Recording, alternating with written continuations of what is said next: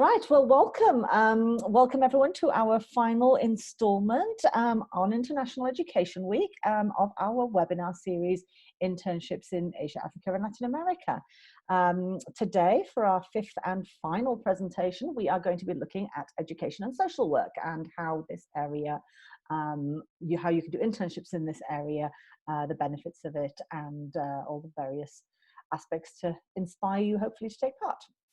So, without any further ado, I'm just going to introduce the team who's been part of International Education Week this week with Kaya. So myself, the voice you can hear on the line right now, I'm Harvick Jones and I'm the founder and director of Kaya. Everyone calls me H. Please do, if you come across me in any situation, please do say hello. And also on the line today, we have Laura Smith, who is our program manager. Who'll be helping us go through this presentation today. Emily Tong will not be on the presentation today, but has been helping out with some of the presentations through IE Week this week. And as always, Emma Powers, our program assistant, is making sure that the technology is working, that you can see everything, that everyone can hear each other, and that we are keeping to time. So thank you, Emma. So just give me a quick introduction to this. That's the international ed team that is involved this week, but just a little bit about Kaya ourselves. So we are a responsible travel and education abroad organization with a focus on community and environmental development.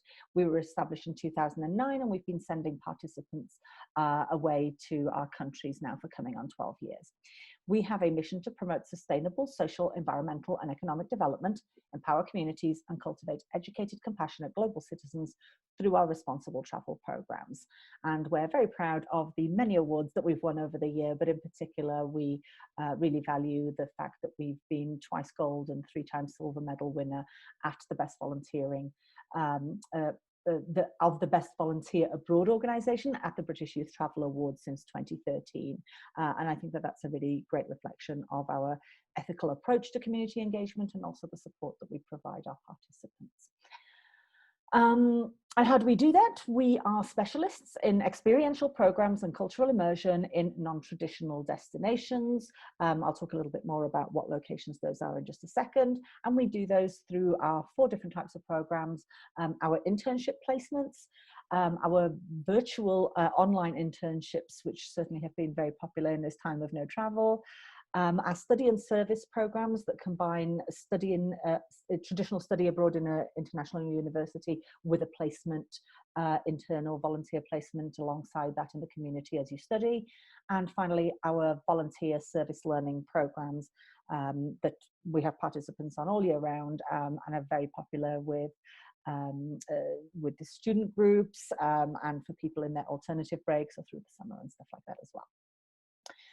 Where do we do this? As you can see by the map here, in many different countries across Asia, Africa, and Latin America. With this range of choice of locations, we're always trying to match people up with their interest areas, and hopefully with all the various locations that we live in, there's always somewhere that can enable people to go and participate in their internships in an area that actually is of interest to them and in the type of environment that they're looking for. So hopefully there's something in there that catches your eye.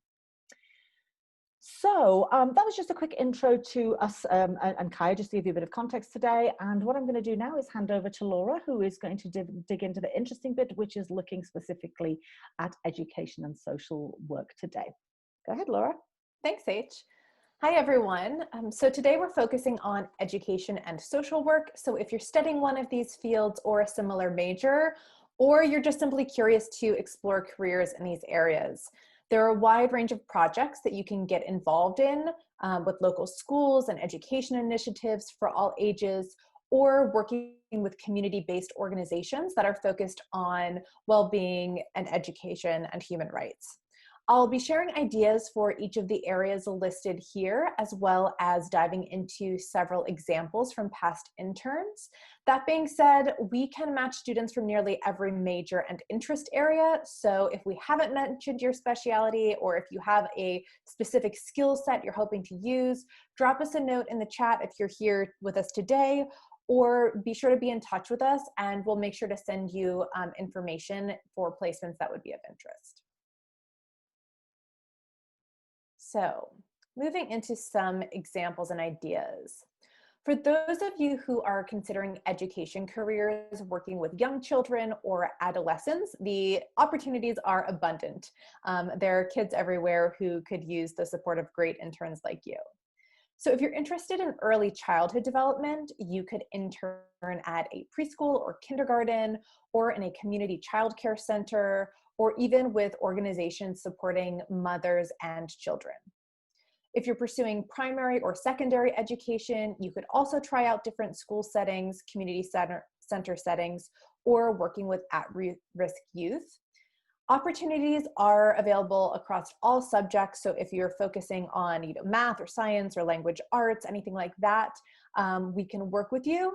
The primary education tends to be more gen ed, and the older grades more subject specific, but we can work with you, your major, and what age group you're interested in.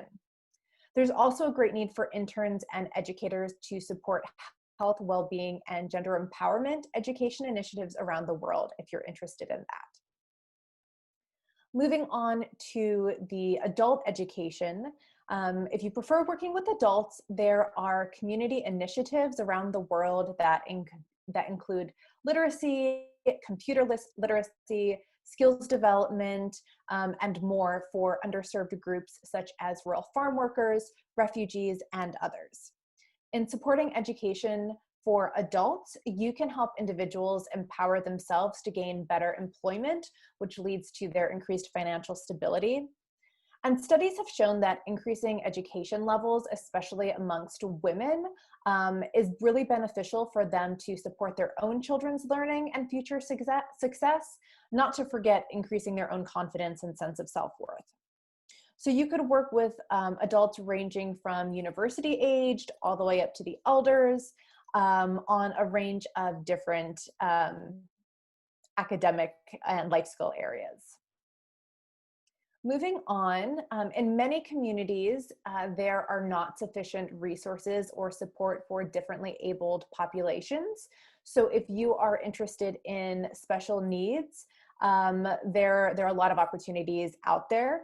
Depending on the location, these opportunities may be working with populations who have cognitive or physical differences in things like school settings, community centers, or healthcare facilities, again, depending on the location and what the setup is in that specific country. And there are additionally opportunities to develop workshops and materials for these schools and centers that can be used for continued education after you leave. If you are specifically looking for something in speech pathology or American Sign Language, we also have opportunities working with adults or children who have physical or cognitive communication challenges caused by things like autism, cerebral palsy, developmental delays, or hearing impairment.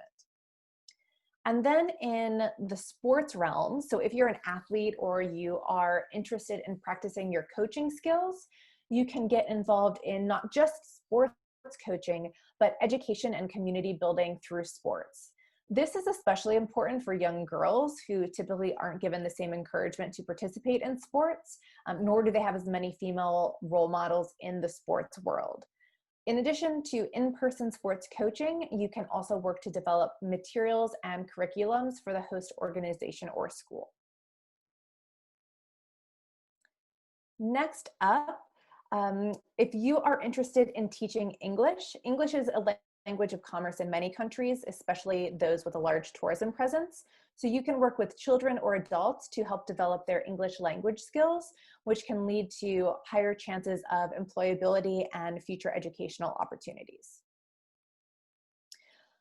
And next, if you are interested in pursuing educational leadership or curriculum development, so hoping one day to be, a principal or administrator or even a coach in literacy or math, you can work with teachers to exchange different teaching approaches and practices. And we really think of this as an exchange because who knows, you might learn things from them that you'll incorporate into your future practice. And you could also help develop educational materials, lesson plans, and workshops for them to use.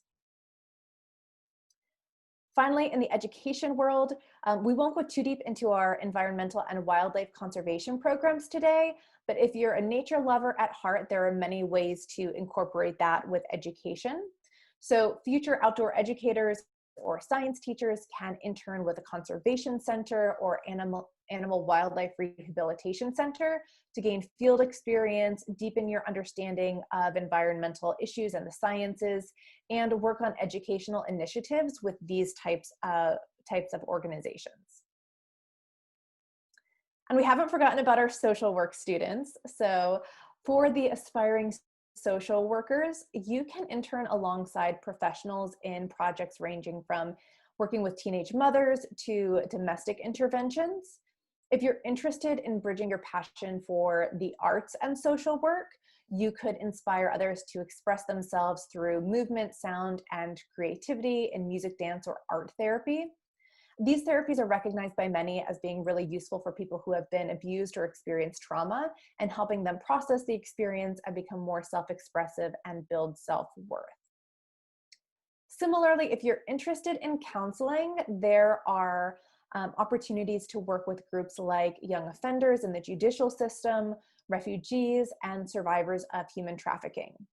It's important to note here in this section with social work and counseling, and we always talk about this with our healthcare opportunities, but I think it's really important in these fields as well to note that, well, first of all, do your research as you're looking for different placements to make sure that you are finding something that's within your skills and qualifications. So for example, Kaya participants always work alongside local practitioners in social work and counseling. So as an intern, you're not expected, nor should you be the primary practitioner. So something to keep in mind with these types of placements. Moving on, education and social work majors alike can join a range of women's empowerment projects that are addressing gender inequality through advocacy, education, and skills development. Or you could also join a project to support, protect, and advance the LGBTQ+ community, which again is another population that often doesn't have as many resources and support systems in place as they would like. Or you could join a local or international organization working with displaced populations, such as refugee and migrant communities. So again, here there are opportunities to work with children, adults, on all sorts of education initiatives, whether it be, learning life skills or practicing English. And lastly, for both the education and social work majors, there are countless opportunities to work with youth development.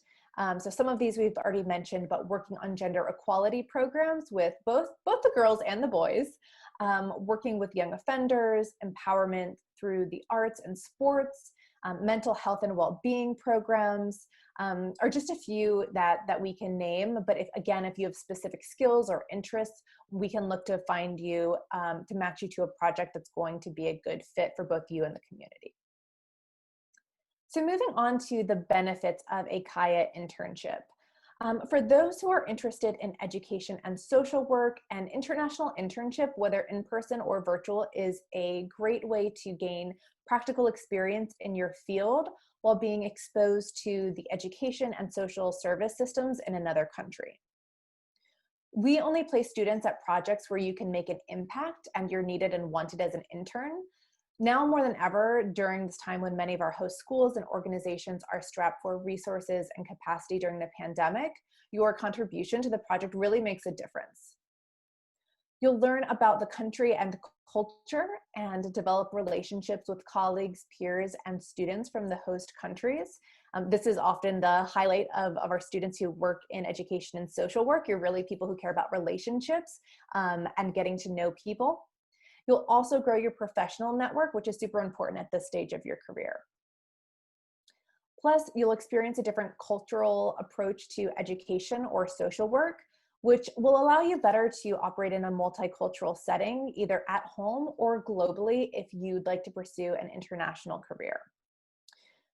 This international work is tackling real problems in the world with communities that are often minimally resourced. And that will help you stand out on your resume and interviews. I think especially with in the education world and in social work, it's really important that you develop, these skills to work in environments like this, where you have to think of creative solutions and work with what you have. And we have a career tool that will help you process and articulate your experience for future resumes and interviews to increase your chances of landing your dream job. And if you're joining a virtual internship, you will develop remote work skills, which really are different from just taking online classes like you're probably doing now. And these skills are really important in the workplace today, even more so for your generation, because as we can see now, there are so many different ways of, connecting virtually with students and populations, whether, in schooling or counseling. You never know when those skills might come in handy. So what does an actual in-person placement look like? You'll work with one of our placement advisors who'll match you to an organization and project that aligns with your academic, professional, and personal interests. By working with you one-on-one, we can match you to a project that's going to be a great fit. And these can be anywhere between 4 to 12 weeks or longer if you need to. We can work with you and your schedule and any university requirements for hours. In each of our locations, we have a local site team who will support you throughout your journey, and you'll also have a project supervisor at your host organization. And throughout the program, you'll participate in reflections, and again, you'll have those career tools at the end to help process your experience. In-person accommodations vary depending on location, so it could be a volunteer house, homestay, or apartment, but all are vetted by us. And as far as dates, deadlines, and cost, each program is different depending on what you're choosing and for how long, and you can find all of this information on our website. To quickly get into a couple of examples, Jose was a freshman education major who was interested in becoming a teacher, but he wasn't sure exactly which age group he wanted to work with. So he joined our teaching and community internship on the beautiful island of Zanzibar off the coast of East Africa. He worked as an assistant to local teachers in a K-12 setting and also coached soccer. In his free time, he lent a hand at the local beach and marine conservation program, which led him to ultimately decide to pursue a path in teaching high school science. And other interns here have also enjoyed working with a local tourism training institute, teaching adults English and computer skills. Moving to our social work example, Marina was finishing her degree in social work and was planning to get her MSW. She went to the mountains of Nepal to work on a women's farm cooperative. This is a project that provides vulnerable women with shelter and a plot of land where they grow organic fruit and vegetables to sustain themselves and their children. It also allows them to plan for their futures. So on her placement, Marina was working the land where she was able to get to know the women and their stories on a personal level. She also tutored the women and children to help develop their technology skills. So interesting enough, this farm has a multimedia center with all sorts of equipment where the women are able to share their stories and to work to empower other women in Nepal through photography, film, and the first all-female podcast produced in Nepali. And then lastly, we have Val, who is an elementary education major who wanted to gain experience teaching a wide variety of subjects to school-age children. So she went to Peru and worked with a host school that has limited resources. There's only one teacher for all of the subjects and grades. So Val was able to assist with all basic subjects, including math, science, and reading, as well as lessons on environmentalism. She was also able to contribute to the school garden, and she was able to integrate the garden into her lesson plans. So it was a great placement where she could practice her teaching skills and learn more about the Peruvian culture. So to address the elephant in the Zoom, we've talked about these awesome in-person placements, but what does travel look like in the time of COVID-19? We anticipate we'll be able to responsibly reopen a number of locations in 2021 based on careful consideration and planning. The most important thing is that we want to make sure the experience is safe and impactful for both you and the local community. During this time, we have a lot of flexibility, so you can still explore different placement options without a full financial commitment. So feel free to reach out and start the conversation. You can do that without taking on, some of the financial risks until we know you can travel for sure. So in the meantime, I'm going to pass it back to H, who will tell you about our virtual internships. Thank you, Laura. So yes, as Laura said, right now, virtual internships have been exceedingly popular at a time when people can't travel. And the way that we work with our virtual internships is we're working with the same organizations as we do when we're working on an in-person placement. The work similarly is contributing to the goals of the organization. We have the same supervisors who oversee the work, but it's work that can be done remotely.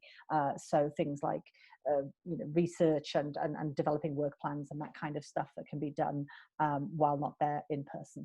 And the locations that we're doing this in, they're selected locations. So Ecuador, Morocco, South Africa, Thailand and Vietnam are our 5 locations where you can participate in these programs virtually. And what happens is that everybody who's at that location, who's working at programs in that location across the whole range of different academic areas, will be a cohort, and the cohort participates in regular cultural workshops with our site teams. And those cultural workshops really help bring the culture to life while you can't be there in person. And we tackle loads of different they're really fun and interactive, and we tackle things like the food of the country, and have cooking classes, the music and culture of the country, and we sometimes even have some dance classes in some of the locations and that kind of stuff as well. And obviously just looking at things like the traditions and the ways that people live at the location where your internship is at. Alongside that, we have local buddy chats, and they're more specifically with local students of a similar age who engage in topical conversations. So we've had some really great buddy chats talking about what does dating look like for you and for us, and how does that compare? How, what are the political hot topics that people are discussing, and all of that kind of stuff. And actually on those, a lot of the local buddies are actually getting credit for their participation in this intercultural exchange as part of it as well, which is really great and allows us to get some of those interactions that we might miss out on by just not being there at a coffee shop or just having lunch with people in that way. All the same, reflection sessions, we have those, and all of the re-entry toolkit as a regular internship. And then additionally, we have another tool that helps us compare our working styles locally and to our own. And that's also another way that we can help bring you closer to the culture as you participate in the work online. Unlike the regular internships, they do have a start, set, and end date with these, so that we can put our cohorts together in this way. And so we have semester programs in spring and in fall, and those are 13 weeks long. And then we have summer placements, which are 8 weeks long. And actually the amount of work you do across whether it's summer or semester is actually about the same. And the number of hours that you do a week is actually quite flexible, in line with if you need a certain amount of hours to get, credits or to get the work done, then you can do that. Mostly people in the semester are working this alongside their regular classes, whereas in the summer it's a little bit more intense and people tend to do just this. So let me give you an example of somebody who did a virtual internship recently in our field and what this looks like. So Grace was an undergraduate French language student who was interested in gaining experience with international nonprofit organizations and with an interest in education. So she chose a placement with an NGO in Morocco that advocated for migrants, refugees, and disadvantaged youth. And Grace was able to use her knowledge of French language, especially she combined it in this instance, to create and help deliver workshops for the online teaching sessions with the migrants, which gave her really valuable both teaching experience, but also being involved in developing the workshops that then were able to be used online, not just for the time that Grace was with us, but going forward as well. So I could give you loads more examples, and we don't have enough time, guys. So I'm if you need any more inspiration, then please contact us, and we can share some more with that. The way that the virtual internships work is that all the locations, and whether you do semester or summer, they all have the same fee, which is $12.85, and you have a couple of optional add-ons that you can add to their language classes are the most popular for sure. You can take additional Spanish language classes in Ecuador, or French or Arabic in the Morocco placements. And if you are looking to get credit and your home institution doesn't provide that credit, we have some transfer credit options with our School of Record that you can request to be able to get that transfer credit.